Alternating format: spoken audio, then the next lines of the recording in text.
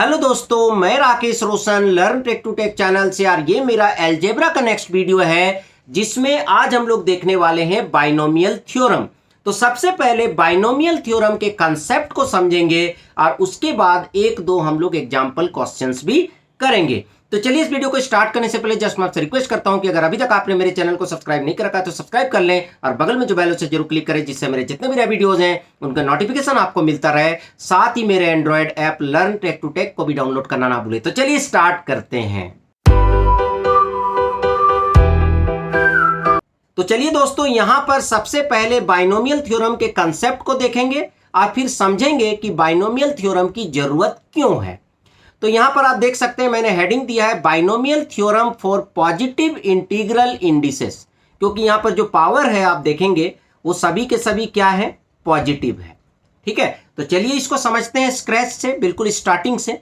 यहां पर अगर आप a प्लस बी का पावर 0 लेंगे तो क्या होगा, 1 आएगा, क्योंकि किसी का भी पावर 0 क्या होता है, 1 होता है, कोई प्रॉब्लम नहीं है। अगर a प्लस बी का पावर 1 लेंगे तो क्या रिजल्ट आएगा, a प्लस बी ही आएगा। पर अगर आप a प्लस बी का होल स्क्वायर लिखते हैं तो क्या आएगा, a स्क्वायर plus 2ab plus B square, हम सभी को मालूम है। उसी तरह अगर a प्लस बी का होल क्यूब लेंगे तो क्या आएगा, a cube 3a square B 3ab square plus B cube. Clear है। उसी तरह अगर आप a प्लस बी का पावर 4 लेंगे, ठीक है, तो यहां पर आप क्या करेंगे, a प्लस बी लिख लो और इधर लिख लो a प्लस बी का होल क्यूब। होल क्यूब निकाल के उसे a प्लस बी से मल्टीप्लाई कर देंगे तो क्या आएगा, a का power 4 4a cube b 6a square B square 4ab cube plus b4, ये आएगा। पर यहां पर अगर मैं आपसे पूछूं कि a प्लस बी का पावर 7 क्या होगा तो आप सोचने लगेंगे अगर आपका कंसेप्ट क्लियर नहीं है। ठीक है, तो इसलिए मैं आपको बता रहा हूं कि इस वीडियो को लास्ट तक देखिएगा। ठीक है, उसके बाद कोई भी आपको कितना भी पावर दे दे, चाहे a प्लस बी का पावर 10 दे दे, 12 दे दे, 15 दे दे, आप आराम से निकाल सकते हैं। ठीक है, तो उसके लिए आपको इन पूरे कंसेप्ट को समझना पड़ेगा। तो चलिए देखते हैं। तो यहां पर अगर आप देखें तो क्या हो रहा है, यहां पर अगर यहां लास्ट वाले में देखिए a प्लस बी का पावर 4 में, तो ये पावर 4 है तो a का पावर भी क्या है, 4 है। अगली बार a का पावर 3 हो जा रहा है, मतलब 1 माइनस हो जा रहा है और b का पावर बढ़ जा रहा है। यहां पर b नहीं था, इसका मतलब b का पावर 0 था, यहां पर b आ गया तो b का पावर क्या हो गया, 1 हो गया। अब दोनों के पावर का सम क्या आना चाहिए, इस पावर के बराबर आना चाहिए, मतलब 4 के इक्वल होना चाहिए अगर 4 है तो। यहां पर देखिए 2 प्लस 2 4, 3 प्लस 1 4 और यहां पर भी 4 है। तो यहां पर अगर आप देखेंगे तो a का पावर घटता जाएगा और b का पावर बढ़ता जाएगा। ठीक है, तो जहां a का पावर घटते हुए 0 हो जाए, जैसे यहां a का पावर 1 है, अगली बार क्या होगा, a का पावर 0 हो जाएगा तो a बिल्कुल हट ही जाएगा, तो ये आपका लास्ट टर्म हो जाएगा। क्लियर। तो यहां पर क्या है कि अगर पावर 3 है तो a का पावर 3 होगा, अगली बार 2 हो जाएगा, अब b का पावर 1 हो जाएगा, फिर अगली बार a का पावर 1 और घट जाएगा, b का पावर बढ़ जाएगा। तो यहां पर भी देखिए 3 है तो ये 2 हो गया और यहां 1 हो गया, फिर a का पावर 2 से 1 हो गया, b का पावर 1 से 2 हो गया, तो a का पावर घट रहा है, b का पावर बढ़ रहा है। क्लियर है। तो ये एक कंसेप्ट समझ में आ रहा होगा आपको। ठीक है, यहां पर भी आप देखिए a का पावर 1 है और यहां b का पावर 1 है, इसका मतलब a का पावर 1 है, क्यों, क्योंकि यहां पर पावर क्या है, 1 है। अगली बार a का पावर 0 हो जाएगा तो 1 हो जाएगा तो वो हट जाएगा और b का पावर क्या हो जाएगा, 1 हो जाएगा। क्लियर है। तो इसको ऐसे समझिए, अगर आपका इंडेक्स 0 है तो यहां पर क्या आ रहा है, 1 आ रहा है, कॉफिशिएंट। अब हम कॉफिशिएंट लिख रहे हैं, क्यों, क्योंकि पावर तो समझ में आ गया क्या होगा। ठीक है, जैसे यहां पर क्या होगा, a का पावर 7 हो जाएगा, अगला टर्म क्या होगा, a का पावर 6 होगा और b हो जाएगा। अगला टर्म क्या होगा, a का पावर 5 हो जाएगा और b का पावर बढ़ के क्या हो जाएगा, 2 हो जाएगा, और इस तरह से जाएगा। अभी हम कॉफिशिएंट नहीं लिख रहे हैं, यहां पर अभी कॉफिशिएंट भी आएगा। ठीक है, तो चलिए देखते हैं, अब कॉफिशिएंट के कंसेप्ट को देखते हैं कि भाई यहां पर 3 कैसे आ गया, यहां 4 कैसे आ गया, 6 कैसे आ गया, 4 कैसे आ गया, तो 7 के केस में क्या आएगा। ठीक है, तो उसके लिए एक हम यहां पर एक टेबल सा बना हुआ है। तो यहां पर देखिए जब 0 पावर है, ठीक है, तो यहां पर कॉफिशिएंट क्या आ रहा है आपका 1 आ रहा है। जब 1 पावर है तो ए का कॉफिशिएंट क्या है 1 है और बी का कॉफिशिएंट भी क्या है 1 है। क्लियर है? तो यहां पर 1 1 आ गया।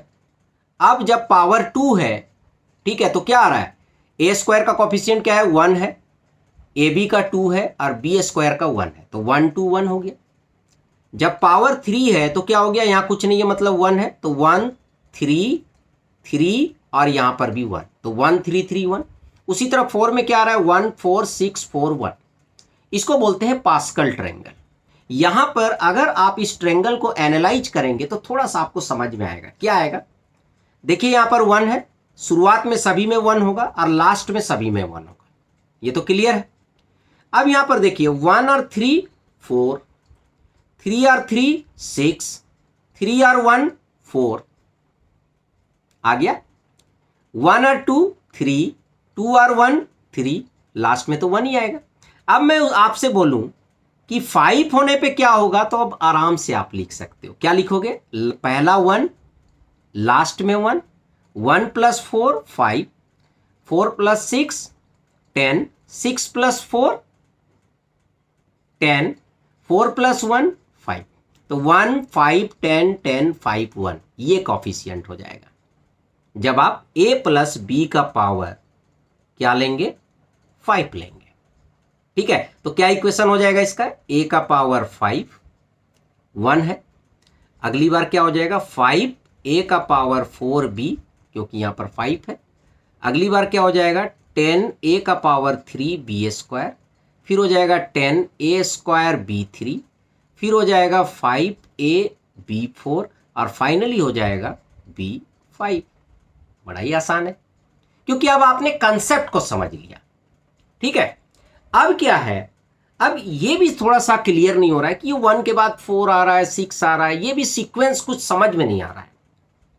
आप बोल सकते हैं ना कि सर क्या पूरा हम टेबल बनाएंगे इस तरह से, इसका मतलब ये थोड़ी है कि अगर आपको a + b का पावर 20 निकालना है तो आप पूरा 20 लाइन का टेबल बनाइए, तो पॉसिबल है नहीं, ठीक है। तो अब इसे क्या करेंगे, हम कॉम्बिनेशन के फॉर्म में लिखेंगे। NCR क्या होता है, n factorial divided by r factorial n - r factorial. तो अगर 1 को अगर आप देखेंगे तो 1 को आप लिख सकते हैं क्या 0C0 क्योंकि ये 0 इंडेक्स में है, फिर से ये 1 है तो 1 को आप लिख सकते हैं 1C0 और 1C1 जैसे यहां पर हमने लिखा है। इसी वाले पास्कल ट्रायंगल को रीराइट कर सकते हैं, तो 1 को लिख सकते हैं 0C0, तो क्या हो जाएगा 0 फैक्टोरियल 0 फैक्टोरियल 0 फैक्टोरियल, और 0 का फैक्टोरियल क्या होता है 1 होता है, तो आपका क्या आया 1 आ गया।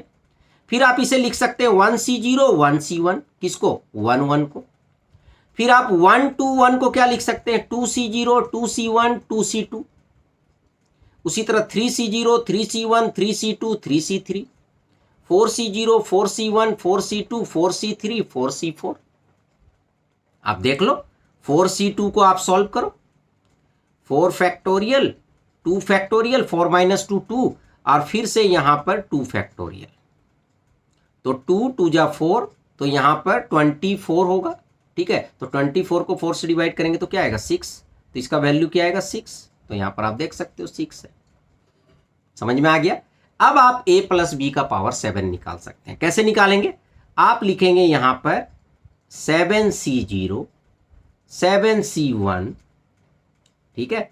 उसके बाद यहां पर आप लिखेंगे 7C2 7C3 A4 B3, 7C4 0 1 यहां पर 1 होगा, इसको मैं सही से लिख देता हूँ 1 2 3 4 हो गया A3 B4, फिर 7C5 A² B5, फिर 7C6 AB6 और 7C7 B7। देखिए मैंने डायरेक्ट लिख दिया, ठीक है। अब आप जो है इस फॉर्मूला से अब आप क्या कर सकते हैं, इस वाले फॉर्मूला से निकाल सकते हैं 7C3 7C4 7C5, और ये आपने पहले पढ़ा भी है।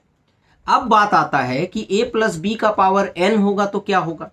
तो उस केस में अब आप आराम से लिख सकते हैं nc0 a का पावर n, nc1 a का पावर n माइनस 1, a का पावर माइनस होगा और b हमारा बढ़ता जाएगा, b स्क्वायर b क्यूब, और लास्ट में क्या होगा आपका bn आ जाएगा, a आपका हट जाएगा और उससे जस्ट पहले वाला टर्म क्या होगा ncn माइनस 1, ठीक है, abn माइनस 1। अब बात आता है कि अगर माइनस होगा तो क्या होगा, ठीक है, तो कोई प्रॉब्लम नहीं है, आप माइनस के केस में क्या लिखो, इसे प्लस में कन्वर्ट कर लो, x plus minus Y to the power n, और इसी फॉर्मूला में आप पुट कर लो।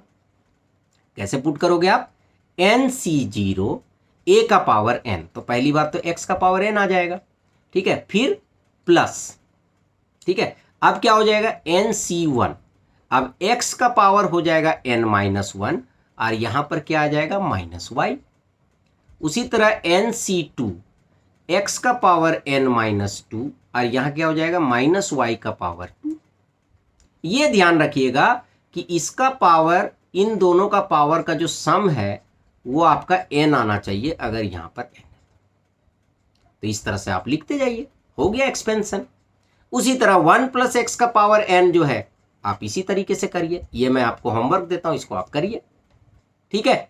चलिए अब देखते हैं कि अगर एक्स स्क्वायर प्लस 3/x का पावर 4 को अगर एक्सपेंड करना है तो कैसे करेंगे। बहुत सिंपल है, 4c0 क्या हो जाएगा एक्स स्क्वायर का पावर 4 है ना, प्लस 4c1 एक्स स्क्वायर का पावर इधर 3 हो जाएगा और यहां पर 3/x आ जाएगा, फिर 4c2 यहां हो जाएगा एक्स स्क्वायर का पावर स्क्वायर और यहां पर भी आपका स्क्वायर हो गया, फिर 4c3 अब यहां पर केवल एक्स स्क्वायर हो जाएगा और यहां पर 3/x का होल क्यूब हो जाएगा, ये x है, प्लस 4c4 और यहां पर क्या हो जाएगा 3/x का पावर 4, ठीक है। तो 4c0 क्या होता है 1 होता है, तो x का पावर 8, 4c1 क्या हो जाएगा 4 फैक्टोरियल, 3 फैक्टोरियल और यहां पर 1 फैक्टोरियल, तो ये क्या हो गया 4। तो कभी भी नीचे अगर 1 हो तो आपका रिजल्ट वही होगा जो ऊपर होता है, तो 4 आ गया, तो 4 यहां पर x का पावर 6 है, यहां देखिए x का पावर 6 हो गया, नीचे एक x है, तो कैंसिल होके क्या हो जाएगा 3x का पावर 5, ये आपका हो गया। 4c2 4 फैक्टोरियल 2 फैक्टोरियल 2 फैक्टोरियल, ठीक है, तो ये क्या होता है 24, तो 4 6 या 24, तो 6। अब यहां पर क्या है एक्स स्क्वायर का पावर स्क्वायर है, तो x4 और यहां पर 9/x स्क्वायर, तो क्या हो गया एक्स स्क्वायर, तो 9x स्क्वायर, ठीक है। 4c3 क्या होगा 4 ही होगा, जब दोनों के बीच में एक का डिफरेंस होता है तो 4 ही आता है, जो ऊपर वाला नंबर होता है। देखिए 4 factorial by 1 factorial by 3 factorial, तो 4 ही आएगा, तो 4 हुआ। यहां एक्स स्क्वायर है इंटू 3/x का होल क्यूब, तो 27/x क्यूब, तो ये कट गया तो केवल x बचा, तो 27/x, ठीक है, प्लस 4c4 तो 1 हो जाएगा, अगर दोनों तरफ सेम है तो 1 हो जाता है, और 3 यहां पर हो गया 81/x4, तो ये आपका हो गया। अब इसको सॉल्व कर लीजिए, x8 12x5 9 6 54x स्क्वायर, ये हो जाएगा 4 इंटू 27 108/x और ये हो जाएगा 81/x4, तो ये इसका एक्सपेंशन हो गया, ठीक है। तो इस तरह से अगर आपको फॉर्मूला याद है, आपको कंसेप्ट क्लियर है, तो आराम से आप निकाल सकते हैं। अब उसके बाद आपके मन में आ रहा होगा कि किस तरह के क्वेश्चन एग्जाम में आएंगे, एमसीए एंट्रांस में किस तरह के क्वेश्चन आएंगे।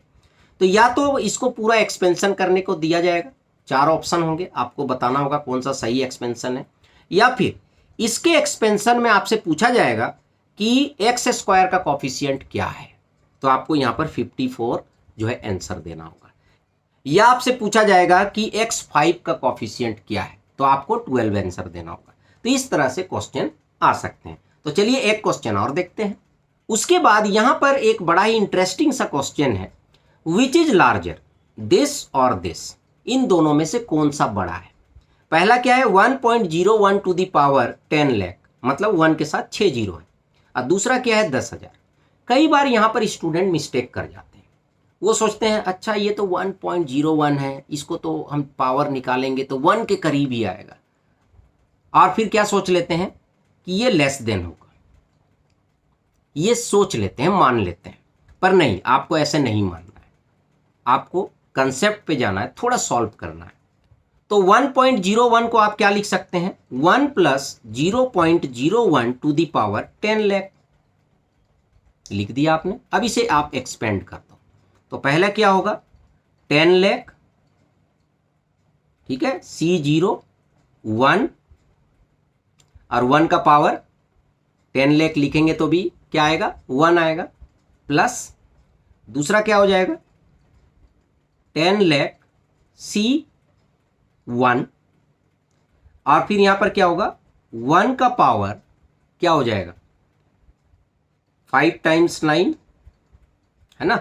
यहां पर 10 लाख में कितना है 6 जीरो है, तो इसमें अगर आप 1 माइनस करोगे तो क्या होगा 5 टाइम्स 9 आएगा, और यहां पर हो जाएगा 0.01 प्लस डॉट डॉट, बाकी नंबर्स भी आ जाएंगे। अब इसको सॉल्व कीजिए, तो इसका रिजल्ट क्या आएगा 1, क्योंकि मैंने आपको बताया था NC0 क्या आता है 1 आता है। कोई भी नंबर हो पर C के बाद अगर 0 है तो आपका रिजल्ट क्या आएगा 1 आएगा, ठीक है, तो 1 हो गया। अब यहाँ पर है 10 लाख C1, तो यहाँ पर क्या हो जाएगा 10 लाख हो जाएगा इसका वैल्यू, क्योंकि NC1 क्या होता है N होता है, तो N क्या है यहाँ पर 10 लाख है, इनटू यहाँ पर है 0.01 प्लस डॉट डॉट, इसको सॉल्व कीजिए, तो 1 प्लस इसको सॉल्व करेंगे तो क्या होगा 2 जीरो चला जाएगा, तो क्या बच जाएगा 10,000 प्लस डॉट डॉट। तो यहाँ पर देख के ही लग रहा है इसका वैल्यू क्या है 10,000 एक प्लस है, मतलब 10,000 एक से तो ज़्यादा है, और ये क्या है 10,000 है, इसका मतलब ये जो है 10,000 से बड़ा होगा, ये क्या होगा 10,000 से बड़ा होगा। अब यहाँ पर कैसे ऑप्शन होंगे, यहाँ पर लिखा होगा कि ये 10,000 से बड़ा है, या फिर लेस देन है, या फिर इक्वल है, या फिर हम डिसाइड नहीं कर सकते, तो आपको यहाँ पर आंसर देना है ग्रेटर देन, ठीक है। तो दोस्तों यहाँ पर मैंने आपको बाइनोमियल थ्योरम के कंसेप्ट को समझाने का कोशिश किया कुछ एग्जाम्पल के साथ। आई होप कि आपको समझ में आ गया होगा। तो चलिए फ्रेंड, अगर आपको वीडियो अच्छा लगा तो लाइक करें, शेयर करें, कमेंट करें, और अगर अभी तक आपने मेरे चैनल को सब्सक्राइब नहीं कर रखा तो सब्सक्राइब कर लिया, और बगल में जो बेल है जरूर क्लिक करें, जिससे मेरे जितने भी नए वीडियोस हैं उनका नोटिफिकेशन आपको मिलता रहे। Thank you and good bye.